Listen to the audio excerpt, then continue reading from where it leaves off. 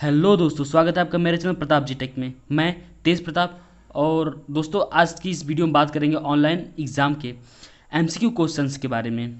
आज है दूसरा दिन और हम बात करते हैं इलेक्ट्रिकल इंजीनियरिंग सिक्स सेमेस्टर के यूटिलाइजेशन ऑफ इलेक्ट्रिकल एनर्जी के बारे में। ठीक है दोस्तों, तो चलिए बिना देर किए हम वीडियो को शुरू करते हैं। उससे पहले दोस्तों, मैं आपको एक बात बता दूं कि आप इस समय मात्र 15 दिन एग्ज़ाम के बचे हैं और आप अपना पूरा फोकस पढ़ाई की तरफ करें।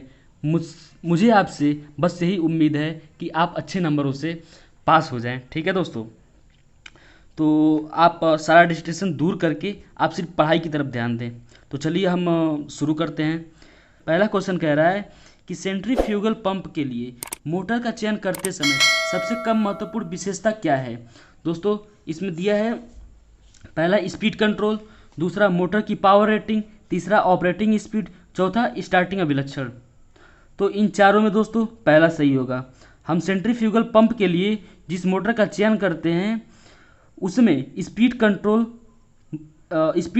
कम होना सबसे महत्वपूर्ण विशेषता है। ठीक है दोस्तों, दूसरे क्वेश्चन की तरफ बढ़ते हैं। दूसरा क्वेश्चन कह रहा है एक सप्लाई सिस्टम पर सबसे खराब प्रकार का भार क्या है।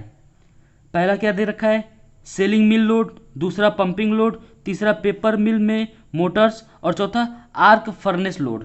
तो दोस्तों इन चारों में से कौन सा सही होगा, चौथा। एक सप्लाई सिस्टम पर सबसे खराब प्रकार का भार आर्क फर्नेस लोड है दोस्तों। ठीक है, अब हम बढ़ते हैं तीसरे क्वेश्चन की तरफ। तीसरा क्वेश्चन कह रहा है बेल्ट कन्वेयर की पेशकश में स्टार्टिंग टार्क क्या होगा। हाई होगा, माध्यम होगा, निम्न होगा, शून्य होगा।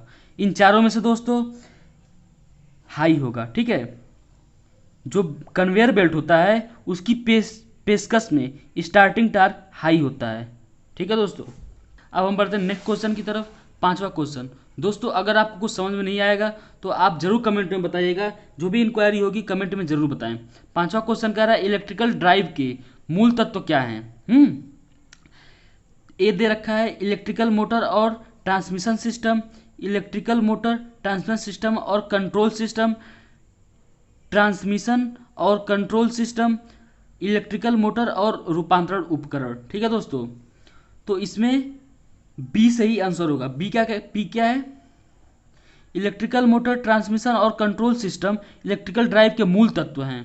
ये तीनों इलेक्ट्रिकल मोटर ट्रांसमिशन और कंट्रोल सिस्टम तीनों इलेक्ट्रिकल के मूल तत्व हैं। ठीक है दोस्तों, क्या है, कम समय में ड्यूटी वाले मोटर का एक उदाहरण कौन सा पाया जाता है। Centrifugal pump, crane drive, drilling machine, उपरोक्त सभी।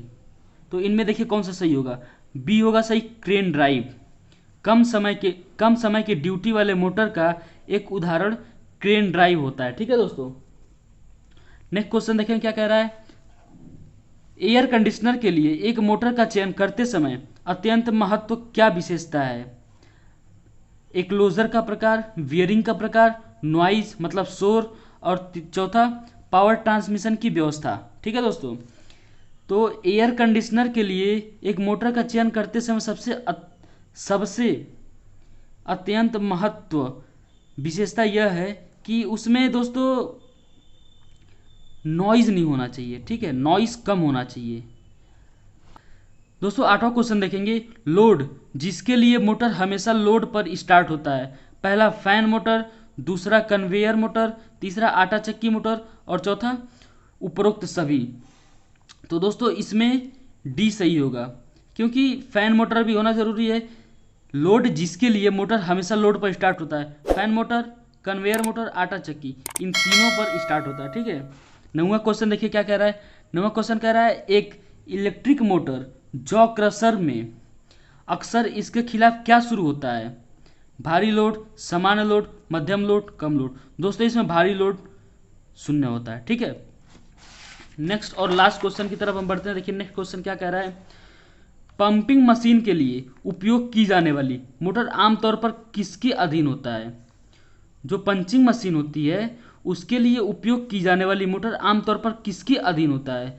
लगातार फुल लोड के, लगातार फुल लोड का हिस्सा, कोई लोड नहीं, अंतरायिक लोड। दोस्तों इसका चौथा आंसर सही होगा। ठीक, जो पंचिंग मशीन होता है उसके लिए उपयोग की जाने वाली मोटर आमतौर पर अंतरायिक लोड होता है। ठीक है, और अब हम एक लास्ट क्वेश्चन डिस्कशन करेंगे, किस मशीन में लोड का भारी फ्लक्चुएशन होता है। ये क्वेश्चन आपको बताना है। दोस्तों इस क्वेश्चन को आप कमेंट में ज़रूर बताएं। इसमें 4 ऑप्शन दिए गए हैं, खराद, योजनाकार, पंचिंग मशीन, प्रिंटिंग मशीन।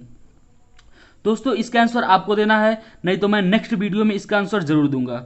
दोस्तों इसी तरह मेरे वीडियो के साथ जुड़े रहें और आपके मैं MCQ क्वेश्चंस तैयार करवा दूंगा, ठीक है दोस्तों, और जिसमें से कम 60 से 70% आपके एग्जाम में आएंगे।